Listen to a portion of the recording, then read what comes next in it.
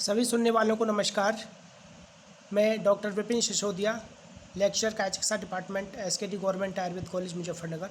साथियों, आज मैं आपके समक्ष ऑस्टियोआर्थराइटिस या संधिवात पर अपने अनुभव साझा करने के लिए प्रस्तुत हूँ। जैसा कि आप सब जानते हैं, ऑस्टियोआर्थराइटिस एक क्रॉनिक जॉइंट इन्फ्लेमेशन की डिजीज़ है जो कि कार्टिलेज के डिजनरेशन के कारण से उत्पन्न होती है। इसमें मुख्यतः हिप जॉइंट, नी जॉइंट और शोल्डर जॉइंट्स प्रभावित होते हैं। इसके होने में कुछ कारण हैं, जिनमें सर्वप्रथम एजिंग या स्वाभाविक वृद्धावस्था, obesity, muscles weakness, bone density का कम हो जाना और कार्टिलेज का डिजनरेशन। आहार में विटामिन डी और कैल्शियम की मात्रा के कम लेने के कारण से बोन डेंसिटी कम हो जाती है। और महिलाओं में विशेषकर पोस्ट मेनोपॉजल सिंड्रोम, जिसमें कि हार्मोन की अवस्था असंतुलित होने से ऑस्टियोपोरोसिस की अवस्था आ जाती है। जहाँ तक इंसिडेंस की बात है तो भारत में ये एक प्रमुखता से पाई जाने वाली मस्कुलोस्केलेटल की व्याधि है। ये 22 से 40% तक इसका प्रतिशत है और महिलाओं में ये प्रमुखता से पाई जाने वाली व्याधि है। और 65 वर्ष तक की अवस्थाओं की महिलाओं में ये 45% और 65% उम्र 65 वर्ष और इसके ऊपर की अवस्था में ये 70% तक की इसका इंसिडेंस है। जहाँ तक लक्षणों की बात है तो पहले बता दें कि जितनी भी ऑस्टियोआर्थराइटिस है उसमें 80% नी जॉइंट्स यानी घुटने की ऑस्टियोआर्थराइटिस की संख्या है। इसलिए इसी को ध्यान में रखकर इसके लक्षणों का वर्णन प्रस्तुत कर रहा हूँ। जैसे दोनों घुटनों में या नी जॉइंट्स में पेन और इन्फ्लेमेशन यानी दर्द और सूजन का होना, जॉइंट का इंस्टेबिलिटी होना और क्रैकिंग साउंड या कट कट की आवाज़ घुटनों से आना, सीढ़ियाँ चढ़ने उतरने में दर्द होना, इंडियन कमोड से उठने में या ज़मीन से बैठ के उकड़ू पोजीशन से स्क्वेटिंग पोजीशन से उठने में दर्द का अनुभव होना। और उत्तरोत्तर अवस्था में एक डिफ़ॉर्मिटी आ जाती है जिसको जेनुवायरस डिफ़ॉर्मिटी कहते हैं। जब एंकल और नी जॉइंट्स को जोड़ के पेशेंट खड़े होते हैं तो घुटनों के जगह पे वह उनके लेग बाहर की तरफ मुड़ जाते हैं, जिसको बो लेग भी बोलते हैं। और उनका गेट यानी चाल उसमें लड़खड़ाहट आ जाती है। जहाँ तक इन्वेस्टिगेशन की बात है, इस व्याधि के डायग्नोसिस के लिए किसी विशेष इन्वेस्टिगेशन की आवश्यकता नहीं है। फिर भी एक्सरे यदि नी जॉइंट्स का कराया जाए तो उसमें कार्टिलेज का डिजनरेशन स्पष्ट रूप से दिखाई देता है और बोन स्पर या ऑस्टियोफाइट्स के बनने की प्रारंभिक अवस्थाएं दिखाई देती हैं और जॉइंट का नैरोइंग यानी स्पेस का कम होना ये दिखाई देता है। जहाँ तक हेमेटोलॉजी की बात है तो ब्लड शुगर, डायबिटीज़ मेलाइटिस की कंडीशन को देखने के लिए और serum uric acid, gouty arthritis से इसका सापेक्ष निदान करने के लिए और serum RA factor rheumatoid arthritis से इसके सापेक्ष निदान के लिए आवश्यक होता है। जहाँ तक आयुर्वेद में इसका वर्णन है, आचार्य चरक ने वात व्याधि प्रकरण में इसका वर्णन किया है।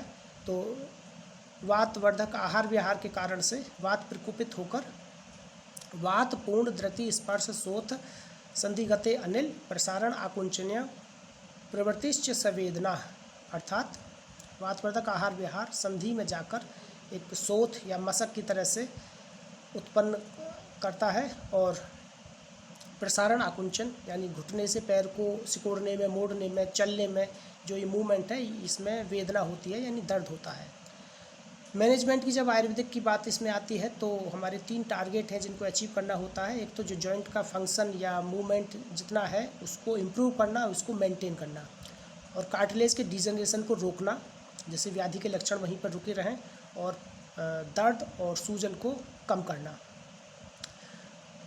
तो जो मैंने अपने अनुभव के आधार पे इसमें चिकित्सा की है उसमें मैं लाक्षादि गुग्गुल या आभा गुग्गुल 500 मिलीग्राम की मात्रा में सुबह शाम दूध के साथ और एक powder ashwagandha Withania somnifera 100 gram powder, शुंठी Syzygium aromaticum 100 gram powder, giloy Tinospora cordifolia 100 gram powder और प्रवाल भस्म 30 ग्राम की मात्रा में, शुद्ध कुपीलू या स्टिक्नोस नॉक्स भूमिका 8 ग्राम की मात्रा में सबको बराबर मात्रा में इनको इस अनुपात में लेकर और 5 से 6 ग्राम सुबह शाम दूध के साथ रोगियों को दिया जाता है।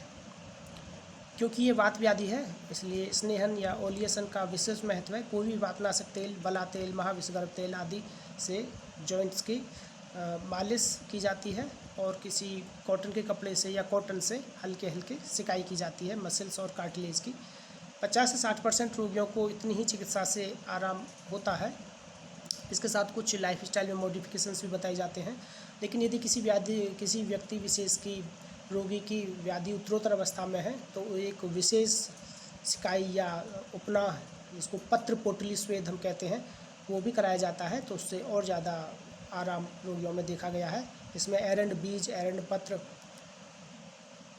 निर्गुंडी, रासना, बला, धतूर, पत्र और फल, अजमोदा, सैंधव, नींबू, इन सब को लेकर तेल में जैसे फ्राई किया जाता है, गर्म किया जाता है और एक पोटली कपड़े की, कॉटन के कपड़े की बनाकर और मसल्स जो पहले जॉइंट्स में तेल मालिश करने के उपरांत मसल्स और कार्टिलेज के एंड पर सर्कुलर मैनर में इस पोटली से सिकाई की जाती है जब तक कि वो औषधि गर्म रहती है। इसको पुनः उसी समय गर्म करके दोबारा भी दूसरे घुटने में भी सिकाई की जा सकती है।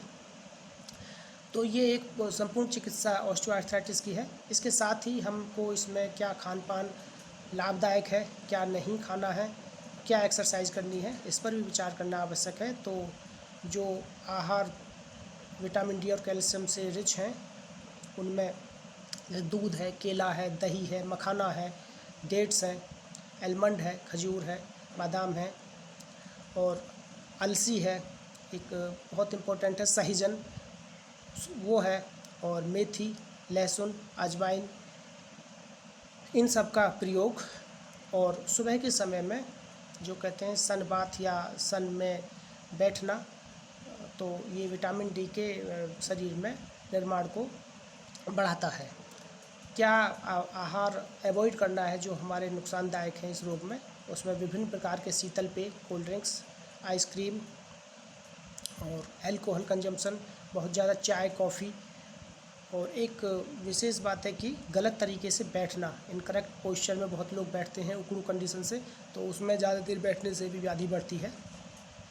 और सबसे विशेष बात है कि जो हमारे समाज में व्याधि उत्पन्न होते ही लोग सेल्फ मेडिकेशन, सूडो मेडिकेशन, अपने ही चिकित्सक स्वयं बनकर पेन किलर या एनाल्जेसिक टैबलेट मेडिकल स्टोर से लेके खाना शुरू कर देते हैं और लॉन्ग टाइम में जाके उसके दुष्प्रभाव होते हैं, जो कि आजकल NSAID इंड्यूस्ड नेफ्रोपैथी या ओवरडोज से लिवर टॉक्सिसिटी, यानी कि लिवर और गुर्दे जो प्रमुख अंग हैं उनमें दुष्परिणाम देखने को मिलते हैं। तो मेरा निवेदन है कि स्वयं अपने चिकित्सक ना बने, अपनी व्याधि को जानें, अपनी व्याधि के विषय में क्या आहार अच्छा है, क्या खराब है, उसको जानें और एक विशेष चिकित्सक से निदान कराकर और चिकित्सा कराएं। दर्द निवारक औषधियों के बलबूते इसके लक्षणों को दबाकर आप इसकी अनदेखी ना करें, वरना तो और दुष्परिणाम होते हैं। ये पेन किलर्स गैस्ट्राइटिस और गैस्ट्रिक अल्सर यानी पूरे GIT सिस्टम को भी डिस्टर्ब करते हैं। जहाँ तक इसमें एक्सरसाइज की बात है तो 3 एक्सरसाइज शुरुआती दौर में हम बताएंगे, जो कि एक तो धीरे धीरे पैदल चलना, सीढ़ियाँ चढ़ना उतरना और साइकिलिंग। लेकिन याद रहे कि यह अपनी यथा योग्य शक्ति सामर्थ्य के अनुसार, उसी के अनुसार से एक्सरसाइज करना है। तो ये आज मेरे ऑस्टियोआर्थराइटिस पर अनुभव थे और आपके सुझाव और कमेंट्स से मैं अपने ज्ञानवर्धन की आशा करता हूँ। आपके सुझाव और अनुभव का स्वागत करता हूँ। धन्यवाद।